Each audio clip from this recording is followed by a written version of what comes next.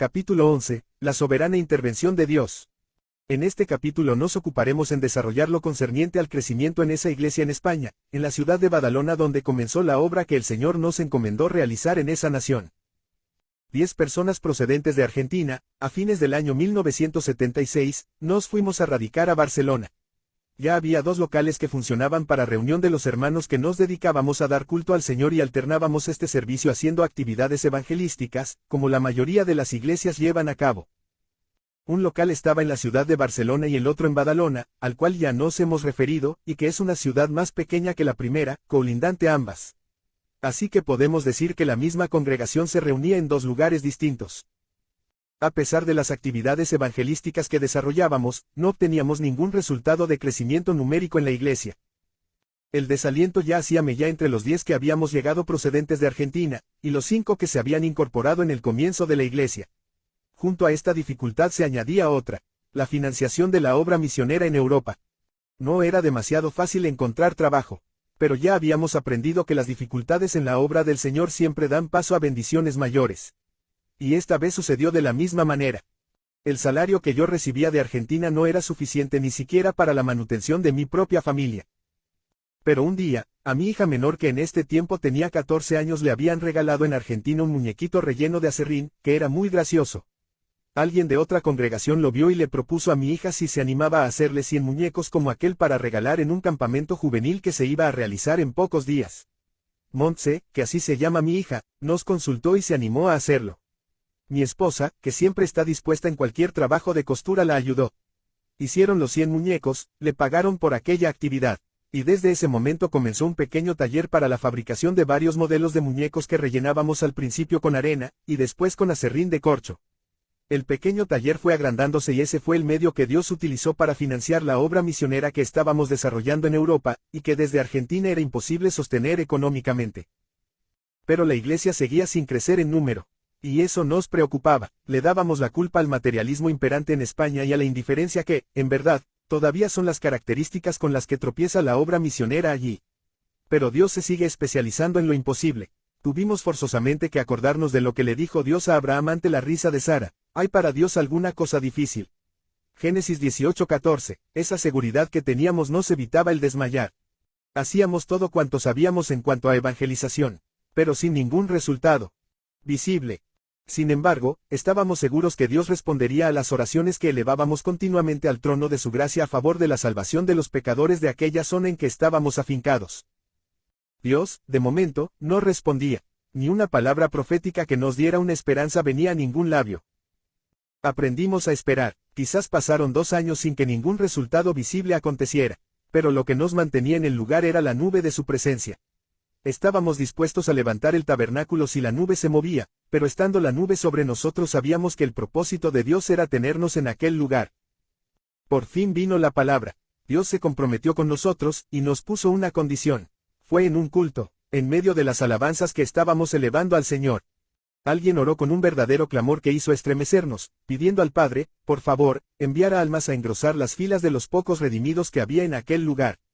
Pudimos percibir el estremecimiento de Dios ante aquella oración, pues todos fuimos conmovidos.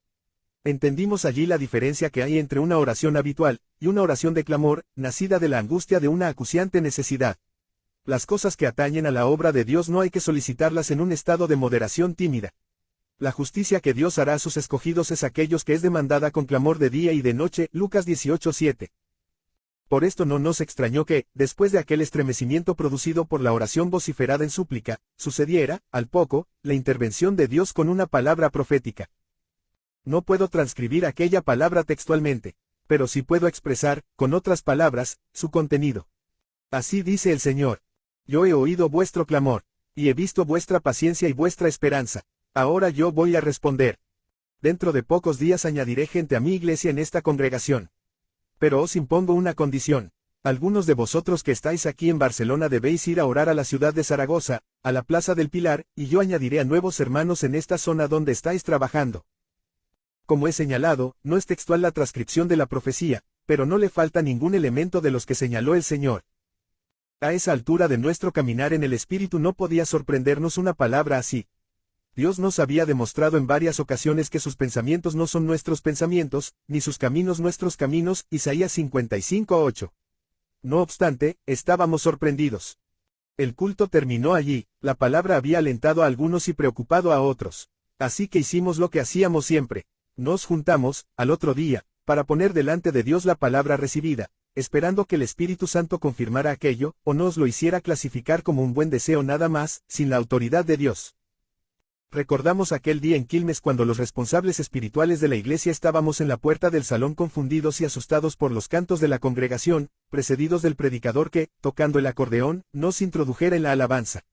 Aquel día, gracias a Dios, tuvimos que decir, lo que sucede dentro del salón, aunque no suena raro, es del Señor. Y todos entramos, y hasta el día de hoy seguimos levantando nuestras manos tributando loores al Señor. También hicimos así, no sonaba raro, extravagante, inadecuado. La ciudad de Zaragoza está a 300 kilómetros. ¿De dónde vivíamos qué lógica nos asiste ir a orar allí, para que Dios obre aquí? Otra vez, sus pensamientos no coincidían con los nuestros, ni sus caminos con nuestros caminos. Debía prevalecer lo de Dios. Y así fue, obedientes y sumisos, tomamos el coche viejo de Evaristo, el primer hermano que encontré en Barcelona al comienzo de la obra misionera que Dios nos había encomendado, y con él y dos más nos fuimos a Zaragoza. La Plaza del Pilar es una plaza grande donde se levanta una basílica que es una joya arquitectónica entre las muchas que abundan en España. En aquella plaza detuvimos el coche, bajamos de él, y nos pusimos a orar alabando al Señor en sumisión a lo que ya habíamos decidido que era la obediencia a su palabra. Solo en aquellos momentos sentimos claramente que la fe venía de nuestros corazones. Es que hasta aquel entonces no habíamos abierto el corazón ni el entendimiento para que la palabra produjera la fe que se necesita para hacer la obra de Dios.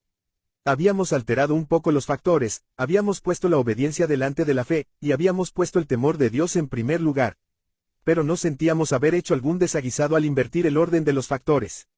Es que ya la fe, la obediencia y el temor de Dios se habían hecho una manera de vivir en nuestro caminar en la obra que estábamos realizando. Cuando la fe se debilita, la obediencia la socorre, y cuando la obediencia es asaltada por la duda, el temor de Dios viene en su auxilio para que los tres concuerden en lo que resultará para la gloria de Dios y bendición de su obra. Normalmente, las tres virtudes deben seguir el orden que se establece en lo que hemos argumentado desde el principio, pero la vida espiritual sin ser excéntrica, a veces altera el orden habitual cuando se corre el peligro de ser ritualista en exceso, aplicando más la letra que el espíritu. Esto lo entendimos mucho después, cuando ya nos familiarizamos en las cosas que el Señor nos iba marcando. No estuvimos muchas horas en la plaza. No recuerdo cuánto tiempo fue, pero no fue muy extenso. Volvimos gozosos, conscientes de haber obedecido a Dios, y con la plena seguridad que Él cumpliría su palabra.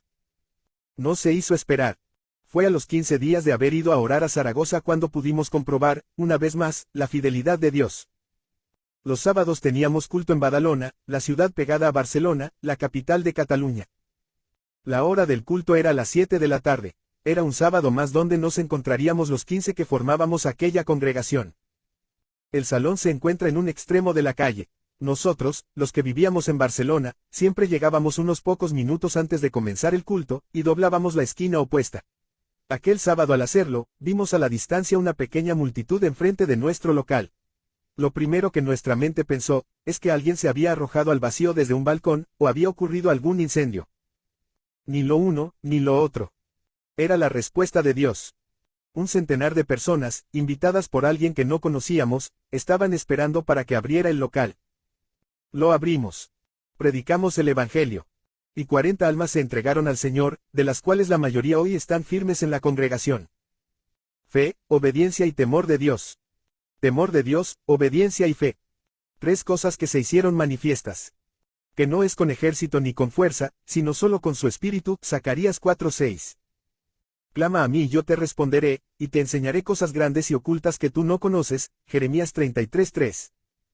Aunque la visión está aún por cumplirse a su tiempo, se apresura hacia el fin y no defraudará, aunque tarde, ESPRALO, porque, sin duda, vendrá y no se retrasará, Habacuc 2:3. Fue la soberana intervención de Dios, a fin de que nadie se jacte en su presencia, 1 Corintios 1:29, y porque como él mismo dice, yo soy Jehová, este es mi nombre, y a otro no daré mi gloria, Isaías 42:8. Por supuesto que pusimos de nuestra parte la fe, la obediencia y el temor de Dios.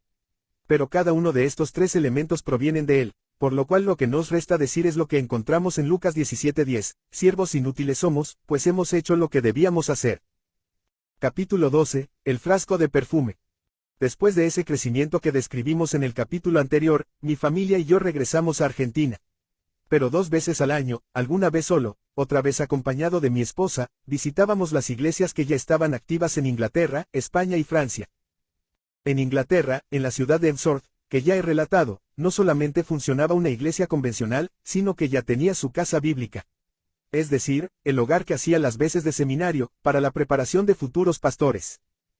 Entretanto, la iglesia en España seguía creciendo, no al ritmo milagroso que hemos comentado, pero se iban añadiendo algunas almas, paulatinamente. También se enriquecía con la conversión de jóvenes, a quienes el Señor llamaba al ministerio. Algunos de ellos eran enviados a Argentina, otros a Inglaterra, a las respectivas casas bíblicas para crecer en el conocimiento de Dios y de su palabra. Con aquel crecimiento vimos la necesidad de tener una casa bíblica funcionando en Barcelona.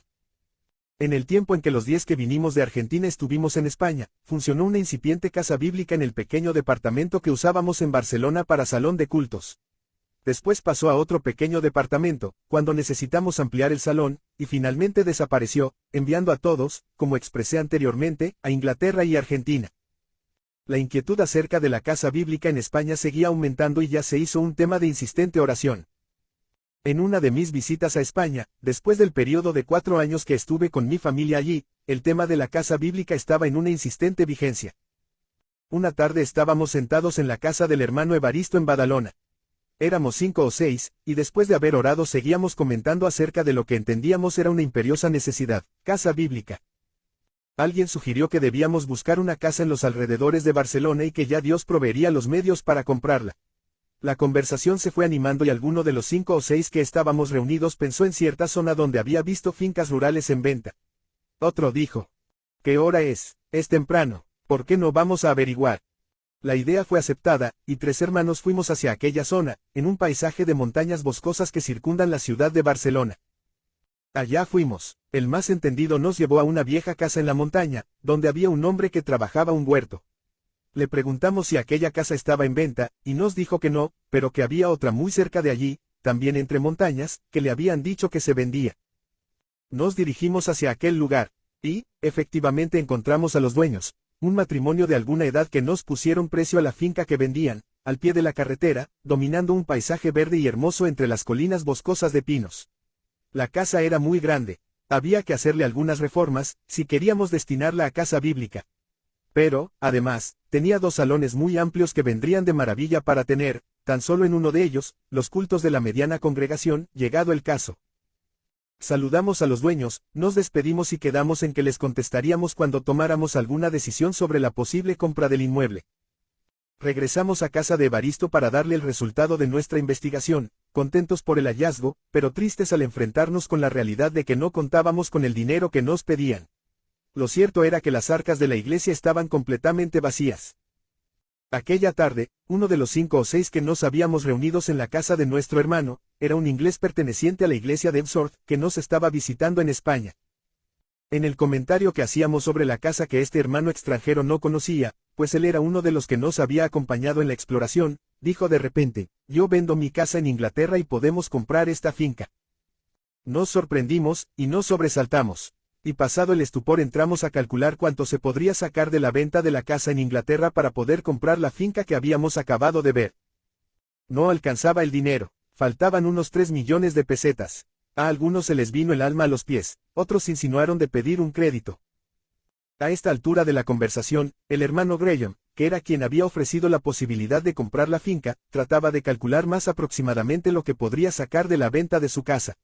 Pero los cálculos no salían.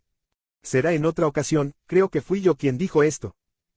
Ya se estaba acercando la hora del culto que se realizaba en el piso de debajo de donde estábamos conversando, y algunos hermanos ya estaban llegando. Siempre, antes del culto, alguno subía a la casa de Evaristo para alternar con los hermanos que habitualmente cambiábamos impresiones. Uno de estos hermanos que subió al departamento donde estábamos reunidos se llamaba, y aún se llama, Juan Solís. Se enteró de lo que estábamos hablando, y pudo notar que habíamos estado eufóricos, pero que en aquel momento nuestros ánimos estaban apagados. «Yo también vendo mi departamento», exclamó con entusiasmo. Los cálculos que hicimos completaban, o casi completaban, lo que necesitábamos para comprar la finca. Graham y Juan acababan de romper el frasco de perfume de nardo de mucho precio para ungir la cabeza y los pies del Señor, como había hecho aquella mujer en Betania. Cuando algunos hermanos se enteraron de aquel despilfarro, no pensaron que lo que había que haber hecho era dar el valor de aquel frasco, que eran las 2 casas, a los pobres. Ni siquiera pensaron eso algunos, sino que insinuaron, y aún trataron de que no pusieran en práctica la promesa, pues era, según su criterio, una necedad quedarse sin lo que había sido el esfuerzo de toda su vida. Pero el frasco ya estaba roto, y el perfume desde el corazón de ambos ya se estaba derramando. Llevarían a cabo, y así lo hicieron, lo que acababan de prometer en una tarde, que, con absoluta seguridad, ya que estaba diseñada desde antes de la fundación del mundo. Aquel día, sin embargo, no terminó así. Acabó el culto y nos fuimos a nuestras casas, habiendo quedado de acuerdo en que, al día siguiente, concretaríamos la operación de compra de aquella finca que habíamos ido a ver. Una vez en mi casa, después de aquella tarde llena de acontecimientos, sonó el teléfono. Al otro lado del hilo me habló una voz entrecortada. Papi, nombre con el cual me llaman los que me conocen de muchos años. Estoy asustado. Aun cuando la voz era entrecortada, reconocí a quién me hablaba. Era un joven padre de familia que se llama Paco. Me ocurrió algo muy raro, me dijo y siguió hablando. Me contó que aquella tarde estaba jugando al fútbol junto a unos jovencitos a quienes entrenaba, y de pronto sintió la necesidad de salir del campo de juego y tomar su coche. Una vez estuvo en el coche, me seguía contando, lo puso en marcha y no sabía dónde dirigirse. Le ocurría que estaba conduciendo, pero no parecía que fuera él el que conducía el vehículo. Se dirigió a una zona montañosa en los alrededores de Barcelona cuando ya comenzaba a oscurecer, y de pronto detuvo el coche frente a una finca rural muy grande. ¿Puedes saber el lugar?, le pregunté. Me dio la descripción del lugar y de la finca donde habíamos estado aquella tarde, unos momentos antes de que él llegara.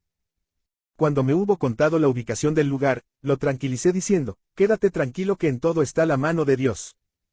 Es que no he terminado todavía, me replicó. Y me siguió contando. Me dijo que no sabía la cantidad de tiempo que estuvo allí parado delante de aquella finca, y que después de un buen rato sintió que un pensamiento cruzaba su mente. Ese pensamiento era, lee en Zacarías 6:15. Llegué a mi casa, me di yo y leí el texto, pero no entiendo nada. ¿Qué dice el texto?, le pregunté. Se lo leo, y me lo leyó. Y los que están lejos vendrán y ayudarán a edificar el templo de Jehová, y conoceréis que Jehová de los ejércitos me ha enviado a vosotros. Y esto sucederá si es obedientes la voz de Jehová vuestro Dios. Después de escuchar el texto me invadió una gran confianza. Dios mandando a alguien que no sabía nada de lo que habíamos hecho aquella tarde, nos estaba demostrando que él estaba en aquel asunto. Graham, el inglés, era uno de los que estaba lejos. Vivía en Inglaterra, y con el desprendimiento de su casa ayudaba a edificar lo que sería un templo, un lugar para glorificar a Dios, que esto es lo que son las casas bíblicas. Tranquilicé aún más a Paco, y pudo notar a través del teléfono mi alegría. La operación de compra tuvo solamente las dificultades inherentes a una operación de aquella embargadora. Pero finalmente se realizó. Algunos jóvenes pasaron ya por sus aulas. Hoy está funcionando, aunque no a pleno como quisiéramos. Graham y Juan con sus respectivas familias, dirigieron en el primer tiempo el seminario. Les hizo bien el vivir compartiendo la misma mesa durante los 2 primeros años. Luego, Felisa, la esposa de Juan, partió para estar con el Señor. Desde estas páginas yo quiero recordarla como una mujer que Dios usó para ministrar con alegría, en medio de una larga enfermedad, a los jóvenes de Casa Bíblica y de la iglesia en Barcelona. Actualmente hay 2 casas bíblicas en Argentina, una en Inglaterra y esta en España. Ha sido de esta manera como se han podido intercambiar estudiantes de diversas nacionalidades haciendo sus cursos en diferentes países. Jóvenes argentinos se han casado con chicas inglesas y viceversa, franceses con españolas y así alternativamente. Estos matrimonios no tienen más problemas que los otros matrimonios. Dentro de las dificultades que entrañan las relaciones conyugales, estas parejas también glorifican a Dios en su testimonio de que la Iglesia es universal y no tiene barreras raciales, ni de tipo nacionalista, pues cuando se unen en matrimonio saben que pertenecen a un reino indivisible que es el reino de Dios. Si hay alguna excepción, que la hay, esta confirma la regla de la unidad en la Iglesia del Señor. Graham y Juan no se quedaron sin techo. El primero está en Inglaterra viviendo en una magnífica casa al frente de jóvenes que buscan prepararse para servir al Señor. Juan vive en otra magnífica casa en Argentina, también presidiendo a varios jóvenes en el mismo proceso de preparación para el ministerio. No se quedaron en la calle, a pesar de los malos augurios de algunos cristianos carnales. Por encima de estos augurios está la palabra del Señor Jesús. Y todo el que haya dejado casas, o hermanos, o hermanas, o padre, o madre, o mujer, o hijos, o tierras por mi nombre, recibirá 100 veces más, y heredará la vida eterna. Mateo 19:29. Capítulo 13, Niños y ancianos. Hace muchos años, cuando yo era muy joven, y por supuesto no era pastor, presencié algo en la iglesia a la cual pertenecía, que me hizo poner en guardia para no cerrar mi corazón al sufrimiento del prójimo tanto en el aspecto espiritual, moral y material. Una mujer de más de 40 años, al finalizar la reunión del domingo por la tarde, se acercó al pastor y le expuso su necesidad. Seguramente su necesidad abarcaba su espíritu y su alma, pero lo que ella expuso delante del pastor fue su problema material. Necesitaba auxilio económico para su subsistencia. El pastor, muy seguro de sí mismo, despidió a la mujer con las manos vacías diciéndole que en la iglesia solamente se atendían problemas espirituales. Me acordé, y tengo presente todavía, lo que dice Santiago en su epístola a la Iglesia Universal. Y si un hermano o una hermana están desnudos, y tienen necesidad del sustento diario, y alguno de vosotros les dice, id en paz, calentaos y saciaos, pero no les dais las cosas que son necesarias para el cuerpo de que sirve. Así también la fe, si no tiene obras, está muerta en sí misma. Santiago 2:15 al 17. Las obras sociales que eminentemente van dirigidas a la parte material y física del ser humano tienen un lugar muy importante en la doctrina de la Iglesia. No ocupan el lugar más importante puesto que Cristo demostró con la sanidad del paralítico en Marcos 2 la prioridad de lo que afecta al espíritu sobre lo que afecta al cuerpo, junto a otras demostraciones que encontramos en la Escritura, que no es momento de señalar. Y aún más, por encima de lo que afecta a la vida espiritual está la gloria y el honor de Dios, lo cual es lo primero que hay que tener en cuenta para una vida cristiana normal. En la obra de Dios, lo primero es tributarle honor y gloria, pues todo lo que él ha hecho, hace y hará, es a causa de su santo nombre. Ezequiel 36:22. David dice claramente, confortará mi alma, me guiará por sendas de justicia por amor de su nombre. Salmo 23:3. En Ezequiel, Dios declara su supremacía. En el Salmo 23, un hombre de Dios también la declara. Y esto es para que entendamos todos los creyentes, pero que lo entendamos bien, que primero, en todo, es Dios. Luego es atendido el hombre en este orden, lo espiritual primero, por ser eterno, y lo material después, por ser temporal. Pero este orden supera en mucho todo el bien que el hombre sin Dios pretende hacer a su prójimo. Si se ignora a Dios en las obras sociales, éstas no tienen fuerza de la compasión divina, ni el poder de su omnipotencia. Por lo cual, una obra social, una obra a favor de la humanidad doliente, comenzará por depender en primer lugar de Dios, en segundo lugar, será aplicada al espíritu y al alma del hombre, y en tercer lugar a su cuerpo físico. Hay quienes entienden mal esto, como el pastor de la iglesia a la cual pertenecí en mi juventud.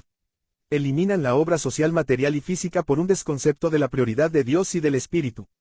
No es que lo primero y segundo está por causa de lo tercero, pero es que lo tercero no puede tener éxito sin lo segundo y lo primero. Para mayor claridad de que las obras sociales son imprescindibles en la iglesia, sin perder de vista lo que hemos sostenido, bástanos leer Mateo 25:34 al 36. Entonces el rey dirá a los de su derecha, venid, benditos de mi Padre, heredad el reino preparado para vosotros desde la fundación del mundo.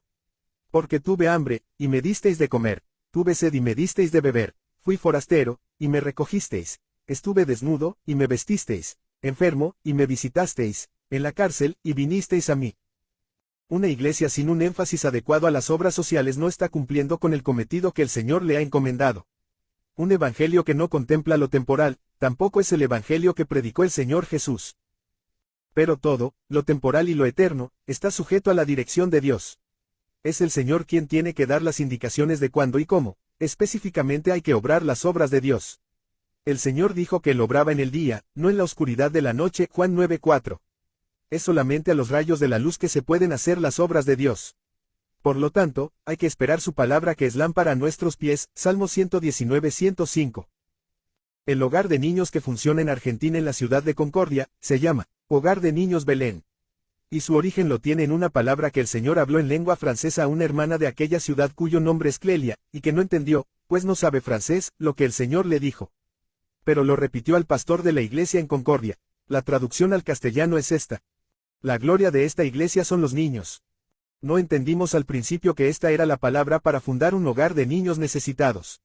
Fue unos días después en una noche de lluvia. El pastor de la iglesia en Concordia, en aquellos días, era Jorge Ayala, que hoy es padre de 5 hijos y gerente de la distribuidora de libros CLI en Argentina. Aquella noche de lluvia caminaba bajo su paraguas saliendo de una reunión, y dirigiéndose a su casa. Cruzó un terreno baldío donde estaba estacionado, desde hacía meses, un viejo acoplado de un camión. Cuando pasó por el lado de esa carrocería, vio moverse algo debajo de ella. Se agachó por simple curiosidad y vio que, guareciéndose de la lluvia, había 3 niños allí debajo.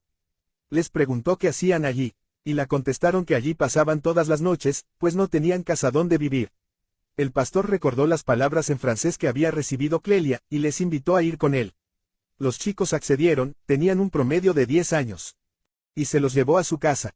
La esposa pegó un grito de sorpresa, pero enseguida se hizo madre de aquellos que venían a engrosar la familia. Así comenzó el hogar de niños Belén.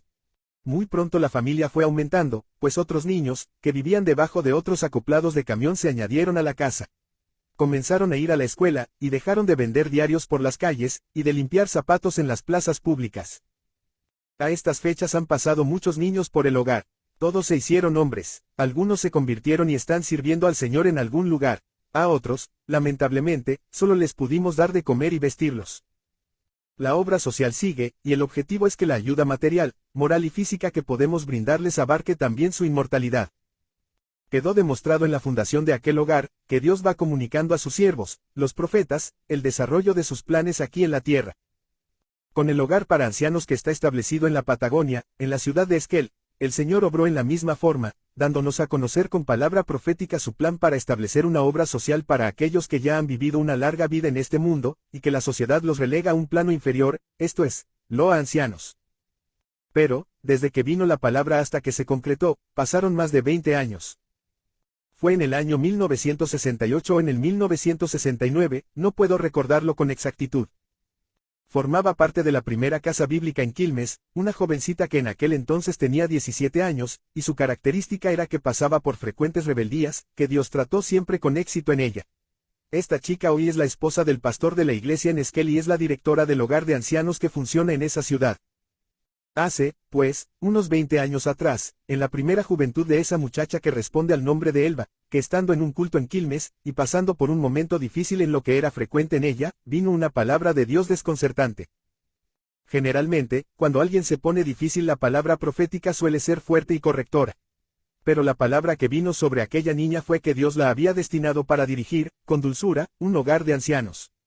Evidentemente lo que Dios le dijo a Samuel cuando fue a la casa de Isaí para ungir al que debía ser rey de Israel, se repite algunas veces en la elección de los siervos de Dios. Y Jehová respondió a Samuel, no mires a su aspecto, ni a lo grande de su estatura, porque yo lo desecho. Porque Jehová no mira lo que mira el hombre, pues el hombre mira lo que está delante de sus ojos, pero Jehová mira el corazón. 1 Samuel 16:7. Y allí había una joven mujer con un corazón que, trabajado por Dios, podría servir para una tarea muy delicada. Como queda dicho, pasaron muchos años para que se concretara aquella palabra. La chica se casó, tuvieron 6 hijos y se fueron a la Patagonia. Allí sucedió, en la misma ciudad de Esquel, algo que al principio pareció una ironía, puesto que en vez de cuidar ancianos, el Señor puso sobre la responsabilidad de aquel matrimonio el cuidado de 200 niños. Era una época en Argentina de mucha penuria económica. En algunos lugares del país esta penuria estaba mucho más acentuada que en otros lugares. Esquel y todo el sur sufría el flagelo de una pobreza muy marcada sobre un gran sector de su población. El barrio donde está situada la iglesia en Esquel es un barrio muy pobre. 200 niños vivían en la indigencia. El ayuntamiento de la ciudad no era insensible a la miseria que atravesaba de una manera cruenta aquel barrio. Y pidió a la iglesia si podíamos poner el salón como comedor para los 200 niños que habitaban el barrio. Los pastores tampoco fueron insensibles, y pusieron salón y trabajo para dar de comer a aquella población infantil. La comida no era gran cosa, unos pedazos de pan, untados con manteca y una taza de leche. Había algunos niños afectados de una desnutrición muy avanzada. A aquellos niños se les daba doble ración de lo mismo. Se me partió el corazón cuando por primera vez los vi comer. Era la única comida que tenían en el día, la que les proporcionaba el ayuntamiento y la iglesia. Hoy ya se ha suavizado un poco la situación. Algunos niños ya no vienen al comedor, pues en sus casas ha mejorado todo un poco. Pero aún quedan algunos a los que se les proporciona el cariño y la alimentación. La ironía era que, habiendo recibido aquella antigua niña, esposa y madre, la palabra de cuidar ancianos, lo que se había concretado en ella era el cuidado de los que tardarían años en serlo. Pero llegó el cumplimiento de la palabra del Señor. El mismo ayuntamiento de la ciudad proporcionó una casa grande y ofreció a Elba la dirección del hogar de ancianos de Esquel. Cuando las obras sociales se llevan a cabo bajo las indicaciones del Señor, no se corre el peligro de descuidar lo espiritual. Así ha sido en Esquel, desde donde se atienden 5 congregaciones enclavadas en la imponente cordillera de los Andes, y cuyo primer punto es darle gloria a Dios, después salvar del infierno a los pecadores y después darles de comer.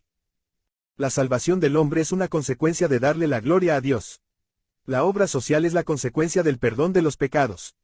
Y así, en ese orden que marcan las Escrituras, podemos avanzar confiados, sabiendo que el amor a la humanidad, comenzando en Dios, y aplicándolo al Espíritu, dará por resultado, hambrientos y sedientos saciados de pan y agua, desnudos cubiertos, y enfermos sanados. Invirtiendo el orden corremos el riesgo de relegar lo eterno, y de ser lo más dignos de lástima de todos los hombres, si solo en esta vida, esperamos en Cristo Jesús. 1 Corintios 15:19. Capítulo 14, la tierra del sol y del buen vino.